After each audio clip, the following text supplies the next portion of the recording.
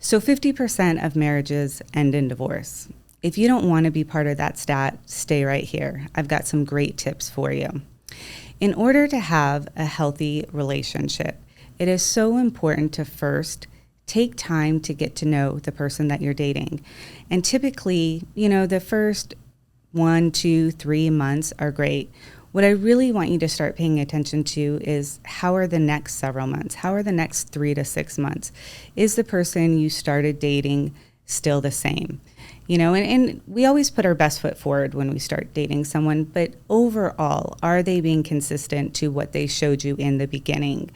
And if they're not, are you seeing red flags? Are you saying something? Are you doing something about it? Or are you ignoring them and just pushing them down? Being like, oh, it's okay, that'll pass, or they didn't mean that. Remember when we first started dating? We'll get back to that. No, pay attention to that. Address it, because if you don't address it and you don't see evidence that it's getting better and that it is continuing to feel that way when you first started dating, then there's probably an issue. And the sooner you call it, the better, and that's after you've addressed it and tried to work on it. So take your time getting to know somebody. It will really help you in the long run.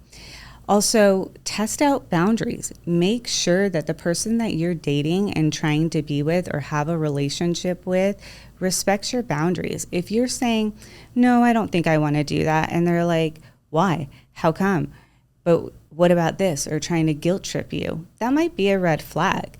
And it's not that you can't have a conversation about it, but if somebody is continually testing your boundaries and not respecting them, that's a red flag, and that might not be the best person to have a relationship with. So make sure you're paying attention to that. Also, knowing your triggers. If you're not aware of what triggers you and you're not sharing that with your partner, that can be a real issue too. An example of this, and this is just a small example, but it matters. These things matter. I had a couple that I was working with, and this person was triggered by whenever his partner was texting the word K, just like K instead of okay. And that was because the person he was with before did that, and it was always very passive aggressive. There's also arguments and fights around that. So when he saw that text, that was something that really kind of just bothered him. And once he shared that with his new partner, they were like, absolutely, I won't text that way to you. That's not a problem. Most people in a caring relationship, when we share that something bothers us, they're willing and want to change that because they're not wanting to hurt the person that they're with. So be honest with the person that you're trying to build a relationship with or stay in a relationship with. What are your triggers? You need to know them. You need to know how they make you feel and share that. And also, I would say, once you know your triggers, what work have you done yourself to deal with those triggers? And knowing where they come from is really important too.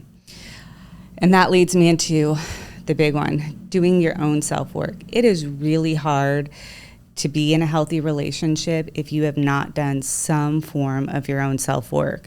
And there's many different variations of self-work, and I don't really care what form it is, as long as you have done the action steps in the self-work, not just read about self-help, not just go to therapy and talk about things and not actually do things. Really do your own self-work. I've seen couples on the brink of divorce come in, and when they both do their self-work and work on themselves, they really have a chance of rebuilding a healthy relationship. And I've seen many couples do premarital therapy, and when they're doing their own self-work and are aware of themselves, those relationships have blossomed and been amazing. So that is one thing I see and I will look at when I'm working with a couple. If they're not doing their own self-work, the chances of them repairing things or having a healthy relationship really go down. So I cannot stress that enough. When you do your own self-work, it will help you have a healthy relationship. And it takes both people doing their own self-work to really fully have that healthy relationship. Also, be curious about your partner or the person that you're with or married to, don't stop being curious about them. When we first start dating somebody, we ask questions, we want to know about them, but then that tends to fade. And yeah, we get to know them, we can predict things, but that gets people in really bad ruts.